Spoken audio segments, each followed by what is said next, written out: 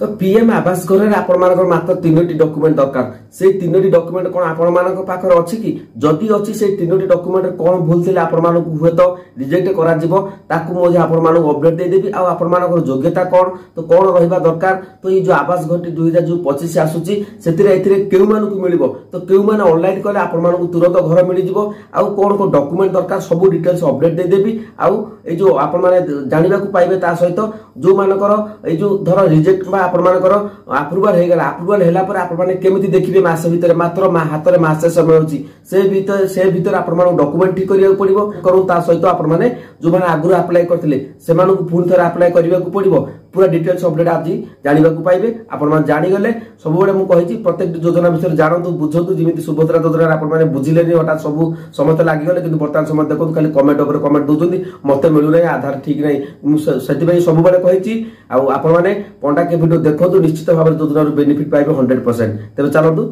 Dairy करबानी आरंभ करबा।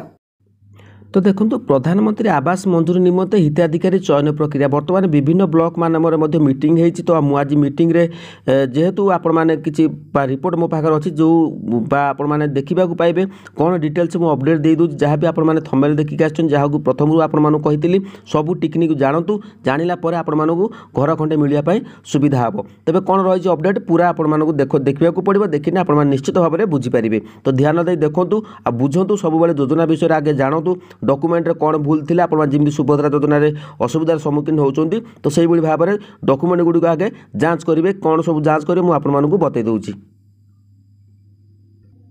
तेबे एई जो योजना रे हिताधिकारी चयन पद्धति को कोहल करा जाय दुई चकिया जान फ्रिज अथवा लैंडलाइन फोन थिबा परिवार को अयोग्य विवेचना करा जिवो नाही आगुरु जेमिति बा दुई चकिया जान थिबो फ्रिज टीवी फ्रिज थिला आपण मानकु अयोग्य करा जाउथला वर्तमान से सब कोहल करा जायछि आउ परिवार रो मासिक आयर सीमा 10,000 टंका रु 15,000 टंका को वृद्धि करा जायछि।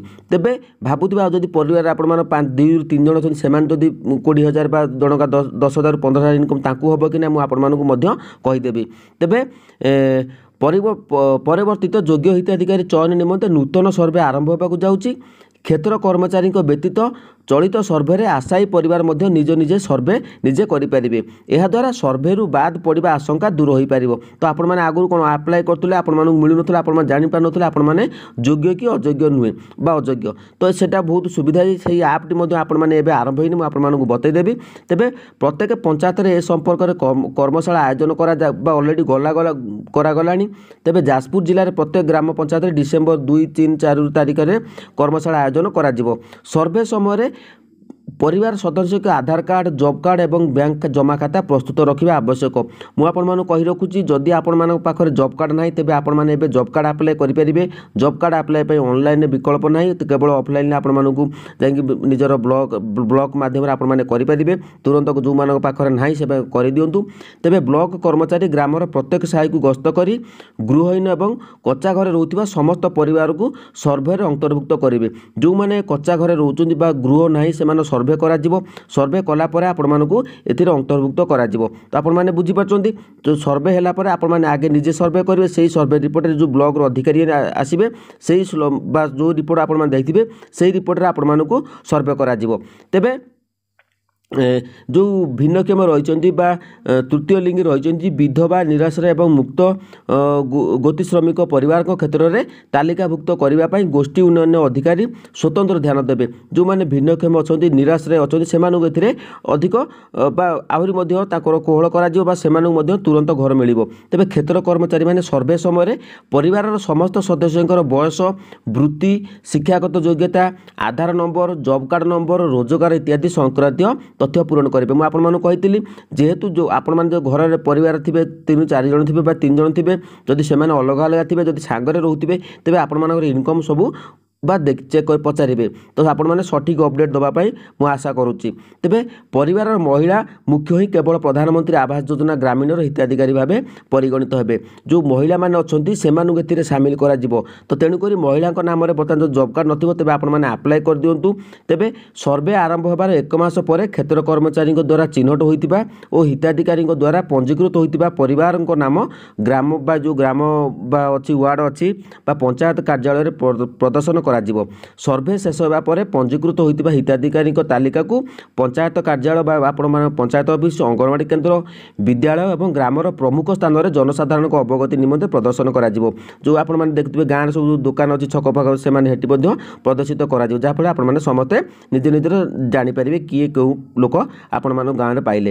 ତେବେ ଜିଲ୍ଲାପାଳ ଏବଂ ମୁଖ୍ୟ ଉନ୍ନୟନ ଅଧିକାରୀ ତଥା କାର୍ଯ୍ୟନିର୍ବାହୀ ଅଧିକାରୀ ନିଜେ ଏବଂ ଜିଲ୍ଲାସ୍ତରୀୟ ଅଧିକାରୀଙ୍କ ଦ୍ୱାରା ସର୍ଭେ କାର୍ଯ୍ୟ ତଦାରଖ କରିବେ। ତେବେ ମୁଁ ଆପଣମାନଙ୍କୁ କହି ରଖୁଛି ଯେଉଁ ଡକୁମେଣ୍ଟ ଗୁଡ଼ିକ ଥିଲା ଜବ୍ କାର୍ଡ଼ ରହିଛି, ଆଧାର କାର୍ଡ଼, ସେ ସବୁ ଟିକନିକା ଆପଣମାନେ ଅପଡ଼େଟ୍ ରଖନ୍ତୁ। କାରଣ ଜବ୍ କାର୍ଡ଼ରେ ଆପଣମାନଙ୍କ ଗୋଟେ ନମ୍ବର ଥିବ, ଆଧାର କାର୍ଡ଼ରେ ଗୋଟେ ନମ୍ବର ଥିବ, ଆପଣମାନଙ୍କ ଆଧାର କାର୍ଡ଼ରେ ଗୋଟେ ଧର ଥିବ ଆପଣମାନଙ୍କର ନାଁ ବା ଆକାଉଣ୍ଟରେ ଗୋଟେ ନାଁ ଥିବ, ଜବ୍ କାର୍ଡ଼ରେ ଗୋଟେ ନାମ ଥିବ। କାରଣ ଅନେକ ଜବ୍ କାର୍ଡ଼ଧାରୀଙ୍କ ବା ଯେଉଁ ରହିଛି ସେଥିରେ ମଧ୍ୟ ତ୍ରୁଟି ଅଛି। ଯଦି ତ୍ରୁଟି ଥାଏ ତେବେ ଆପଣମାନେ କମେଣ୍ଟ ସେକ୍ସନରେ କମେଣ୍ଟରେ ମତାମତ ଦେଲେ ମୁଁ ଆପଣଙ୍କୁ ନିଶ୍ଚିତ ଭାବରେ କେମିତି ସୁଧାର କରିବେ ମୁଁ ଆପଣମାନଙ୍କୁ ବତେଇଦେବି। ତେବେ ଆପଣମାନେ ଆଗେ ଦେଖନ୍ତୁ ଏଇ ଯେଉଁ 3ଟି ଡକୁମେଣ୍ଟ ଆପଣମାନଙ୍କର ସଠିକ୍ ଅଛି କି ନାହିଁ। ଯେଉଁମାନଙ୍କ ପାଖରେ ନାହିଁ ଜବ୍ କାର୍ଡ଼ ତେବେ କିଛି ଅସୁବିଧା ନାହିଁ, ଆପଣମାନେ ଜବ୍ କାର୍ଡ଼ ଆପ୍ଲାଏ କରିପାରିବେ, ସେଥିରେ ମଧ୍ୟ କୋହଳ କରାଯିବ। ତ ଜବ୍ କାର୍ଡ଼ ଆପ୍ଲାଏର ଫର୍ମ ପୂରଣ କେମିତି କରିବା ପାଇଁ ଯଦି ଚାହୁଁଛନ୍ତି ତେବେ ମୋତେ କମେଣ୍ଟ କଲେ ମୁଁ ଆପଣମାନଙ୍କୁ ବତେଇଦେବି।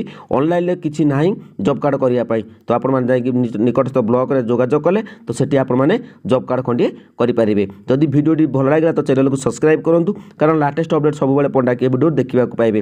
ଆଉ ଯଦି କିଛି ତଥ୍ୟ ଜାଣିବା ପାଇଁ ଚାହୁଁଛନ୍ତି ମୁଁ କହିଲେ ମୁଁ ପୁରା ଡିଟେଲ୍ସ ଅପଡ଼େଟ୍ ପୁରା ଆହୁରି ଭଲ ଯେତେବେଳେ ଆପ୍ ଆସିଯିବ সেই ଆପ୍ର ଅପଡ଼େଟ୍ ସହିତ ମୁଁ ଆପଣମାନଙ୍କୁ ବତେଇଦେବି। କିନ୍ତୁ ଏହା ଥିଲା ଅପଡ଼େଟ୍।